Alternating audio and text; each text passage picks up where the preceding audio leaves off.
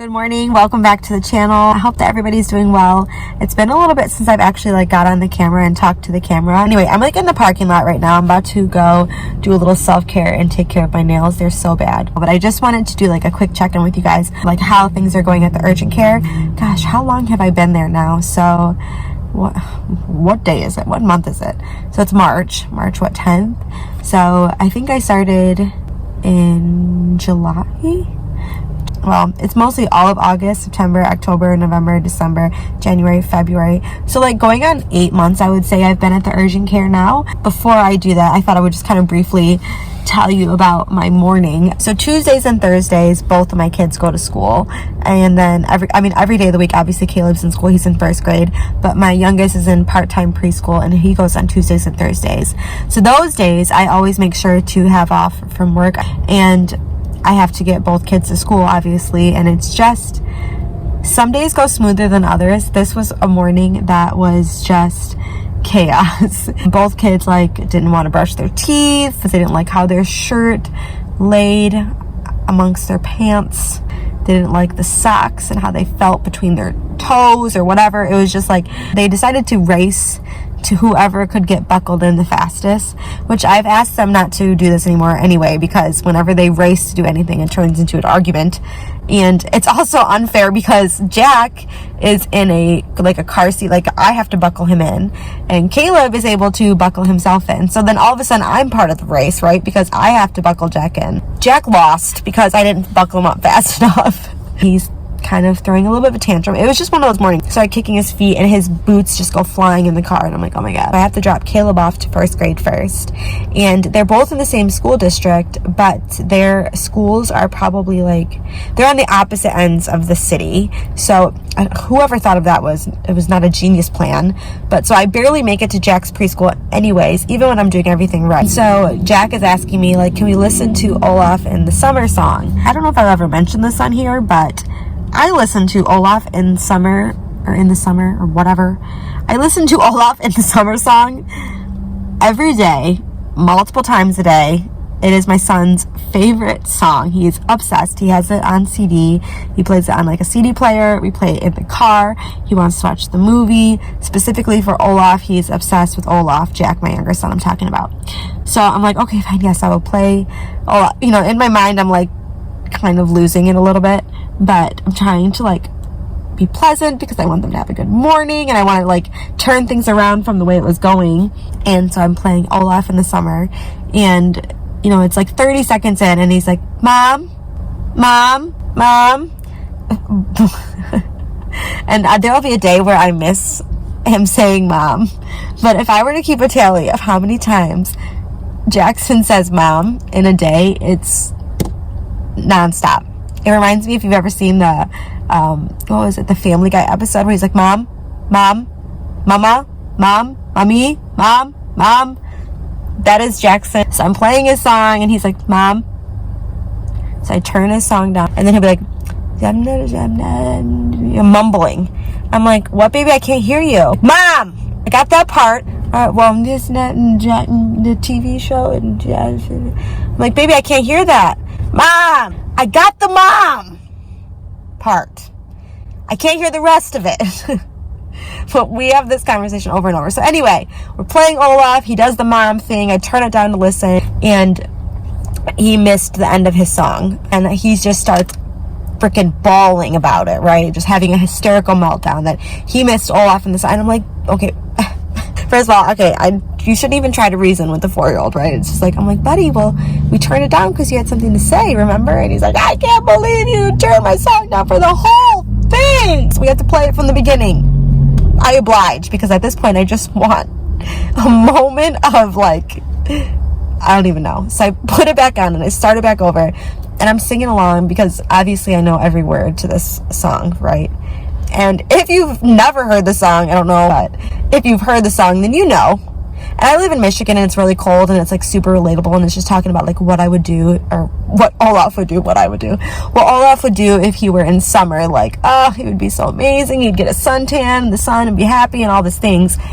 And I just start like kind of laughing, listening to it, because I'm just like imagining myself like on a beach somewhere and like really like relating to Olaf. And I'm like laughing like a little maniacally, like a little crazy.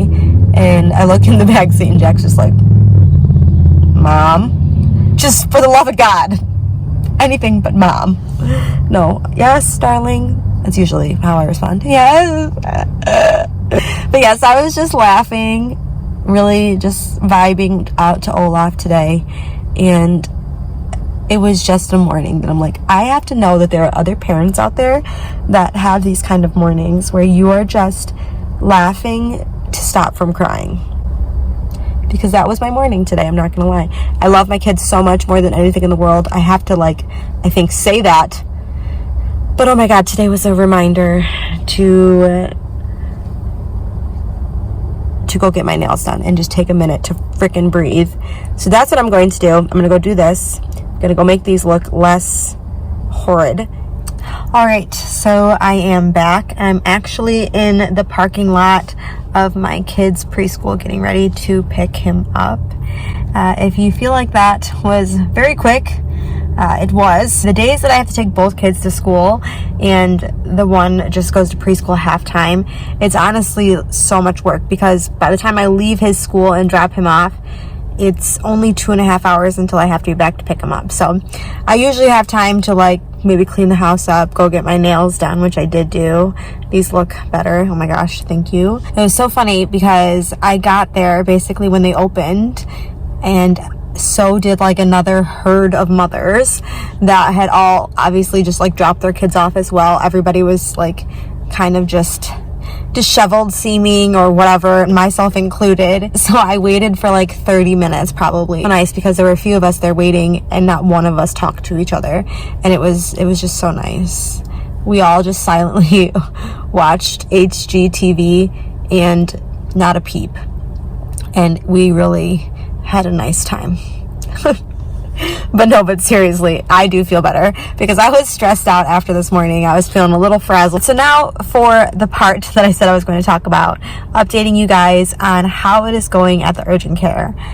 So like I said, I'm about 8 months, I think we said, working at the urgent care as a new nurse practitioner. This is, of course, my first job as a nurse practitioner. And I was going to tell you a little bit about how it's going. So I made a couple of videos on here. Each time I think I get a little bit more and more relaxed and comfortable with discussing how I'm feeling and how I'm doing, and I would say it's continuing. I feel very comfortable there. I've gotten to know the staff really well. I've gotten very familiar with a lot of the common chief complaints, that come in through the door. About 8 months in, and I'd say I feel pretty good. Doesn't mean I feel like I know everything, absolutely not.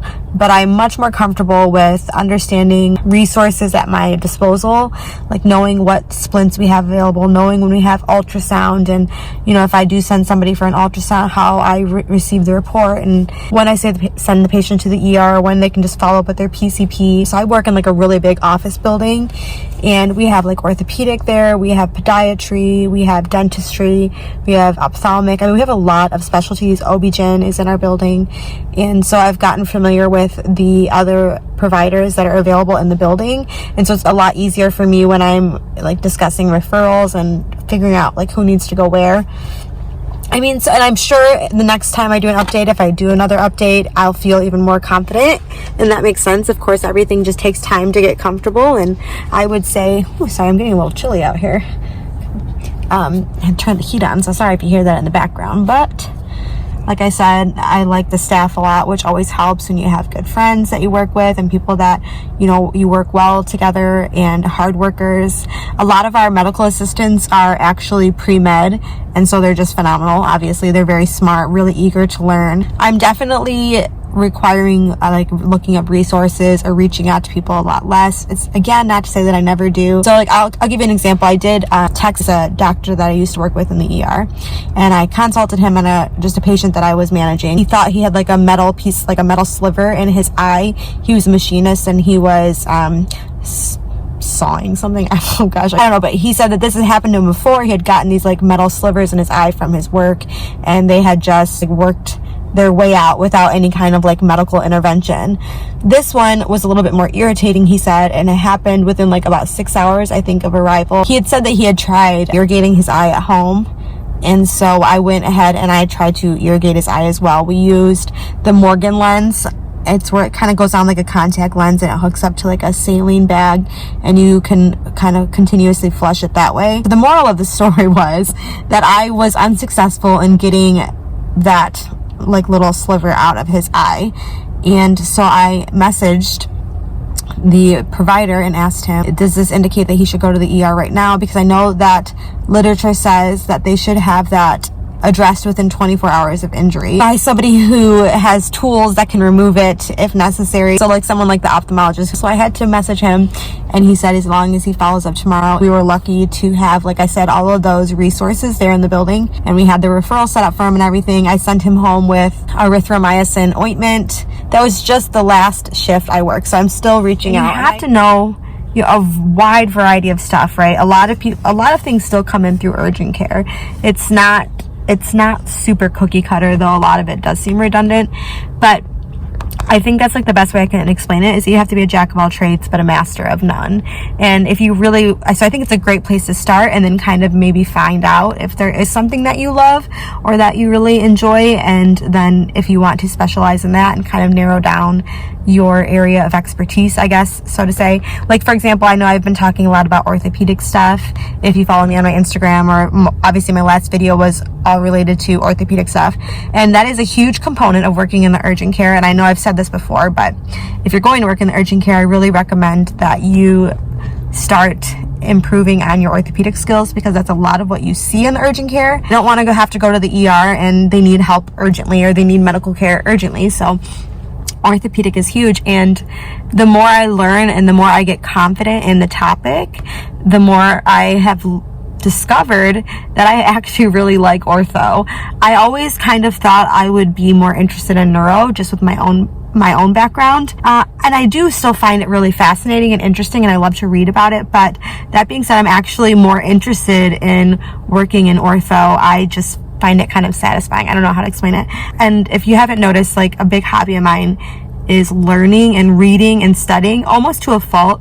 Like I have a hard time just kind of relaxing. I always feel like I need to be doing something productive. Like if I'm going to be reading, I should be learning. And so, I mean, you could have worse habits, definitely, but I do love to learn. And recently I've been on like an ortho binge, and I mean, it's very helpful. Like I said, again, working in the urgent care, but I could see myself in the future, like specializing in orthopedics. We'll see. I could change my mind. I'm also like super scatterbrained. I don't plan on leaving the urgent care anytime soon, though. Like I said, I'm really comfortable. They're super understanding and willing to work with me on my scheduling with my kids. I am hourly, I'm contingent, and I actually I like that. Like I said, I have commitment issues, and I like that contingent idea. But that being said, sometime in the future, I don't know if that it will be, my forever job or my forever career. We will see. I want to teach, obviously, in the future anyway. This is kind of where this is stemming from, is that I really have found that I actually love to teach too. I hope that you guys are doing well wherever you're working or wherever you're starting to work, if you're working currently. I know a lot of students watch this too, but let me know how work is going for you. We've also slowed down a lot. Gosh, knock on wood somewhere. But that is wonderful. During the holiday season, that was wild. Everybody wanted to be tested before they went to see family, or wanted to be tested because they saw family, or everybody was sick because they were all like kissing and licking each other's faces for the holidays. So it was just like the numbers, the volume of patients was a ton. Charting was such a bit like, the charting killed me. But right now it's like a nice, like it's still, we're seeing patients, so it's not too slow that I'm like twiddling my thumbs and going nuts, but it's just a manageable patient volume. But yeah, anyway, I think that's going to be it for today's video. I think Jackson, I can see them getting their little coats on. He's about to walk out the door right now. So I'm going to go and see my baby. And until next time, I'll talk to you guys soon. Bye.